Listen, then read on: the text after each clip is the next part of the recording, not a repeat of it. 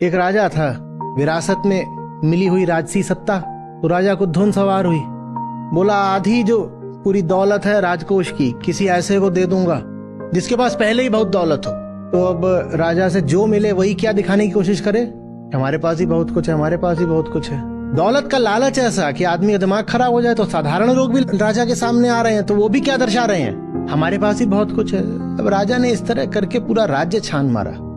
राजा ने कहा ये ऐसी बात बन नहीं रही है। तो राजा निकल रहा था, एक बैठा हुआ था वहां पे अपना साधु फकीर नंग धड़ंग पेड़ के नीचे बैठा हुआ है। पेड़ से आम गिरे हुए हैं, बहुत सारे आम गिरे हुए हैं। वो आमों को देख रहा है, फिर उसने एक आम उठा लिया, उसको भी देख रहा है और हंस रहा है। राजा ने कहा ये बढ़िया बात, कुछ दिखाई नहीं दे रहा कि इसके पास है, ऐसे ही अपना दो कपड़ों में बैठा हुआ और कुछ दौलत भी नहीं दिख रही है।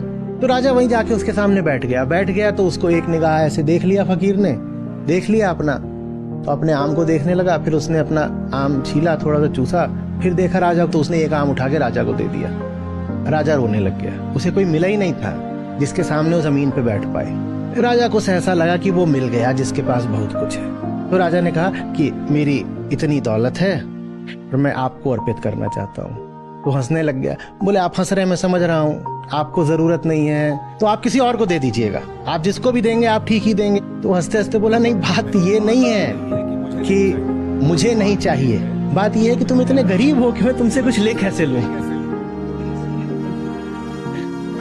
तो साधु जैसे हो जाओ, फिर ये जितने अमीर है ना तुम्हें इनकी गरीबी दिखाई देगी, फिर तुम खुद से नफरत नहीं करोगे, फिर तुम उस वृत्ति से, उन ताकतों से, उस संस्कृति से नफरत करोगे जिसमें ऐसे लोग पैदा हो जाते हैं जिनके पास बाहर बहुत कुछ होता है और भीतर कुछ भी नहीं।